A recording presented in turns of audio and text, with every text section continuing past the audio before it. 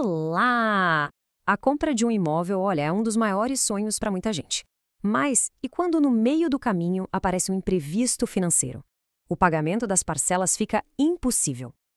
Aí aquele sonho pode virar um baita pesadelo e o contrato precisa ser desfeito. Pois é, essa é uma situação bem mais comum do que se imagina, viu? E quando acontece, a incerteza financeira pode ser angustiante. Ok, vamos mergulhar nisso e entender direitinho o que a lei e a justiça dizem sobre as consequências. No centro de toda essa confusão, duas dúvidas são cruciais para o bolso de quem precisa desistir do negócio.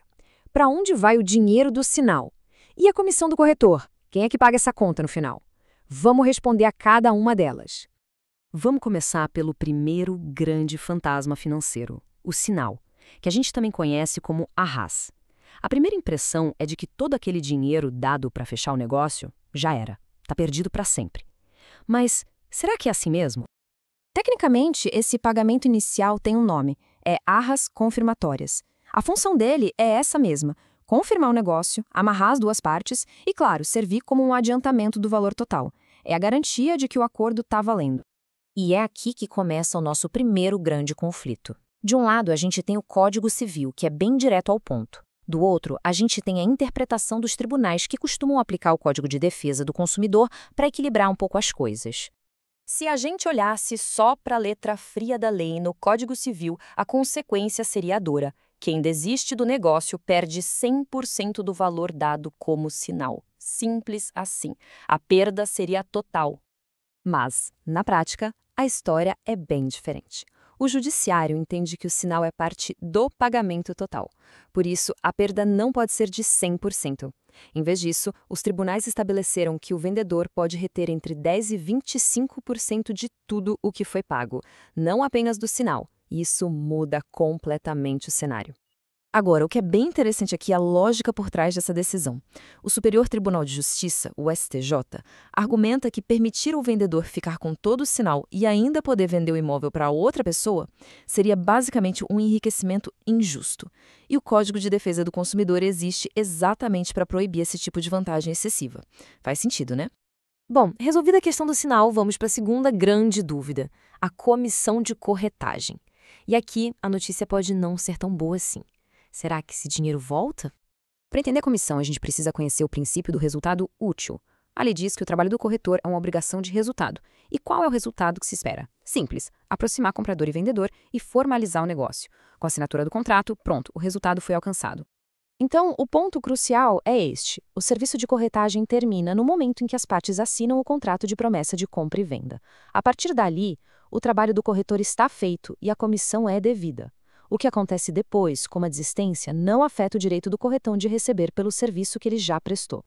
E isso nos leva a um ponto fundamental sobre a autonomia dos contratos. Basicamente, estamos falando de duas relações jurídicas diferentes. Uma é entre comprador e vendedor, pelo imóvel, e a outra é com o corretor pela intermediação. Desfazer o negócio do imóvel não desfaz o serviço de corretagem, que, olha só, já foi concluído com sucesso. O STJ, lá no tema 938, definiu regras bem claras para essa responsabilidade. A comissão pode sim ser paga pelo comprador, mas só se duas condições forem cumpridas. Primeiro, o contrato tem que dizer isso com todas as letras. E segundo, a informação sobre o valor total do imóvel e o valor separado da comissão tem que ser totalmente transparente, antes da assinatura. Se essas regras forem seguidas, a comissão não será devolvida. A essa altura, a gente pode se perguntar, mas como assim um juiz pode alterar o que está escrito num contrato que foi assinado? Vamos ver agora os princípios maiores que permitem essa intervenção para garantir o equilíbrio da relação. Em relações de consumo, como a compra de um imóvel de uma construtora, o Código de Defesa do Consumidor funciona como uma camada extra de proteção. Ele existe para reequilibrar a balança, já que, na maioria das vezes, o consumidor não tem poder para negociar as cláusulas de um contrato que já vem todo pronto. Os tribunais se baseiam em princípios fundamentais do direito moderno.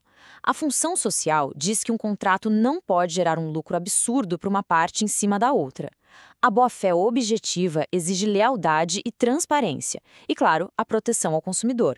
São essas ideias que permitem a um juiz dizer que uma cláusula de perda total do sinal é, na verdade, abusiva. E tem mais uma proteção importante definida pelo STJ.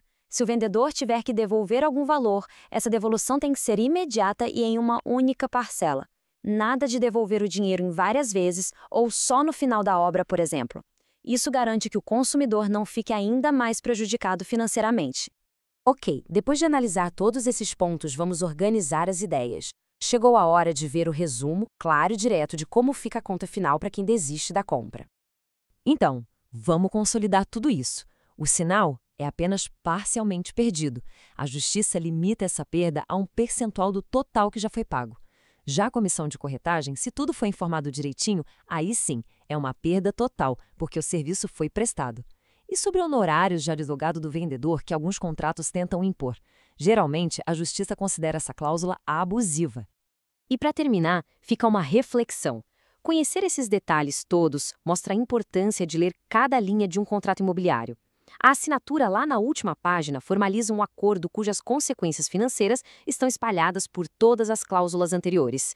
A atenção aos detalhes é, sem dúvida, a melhor proteção.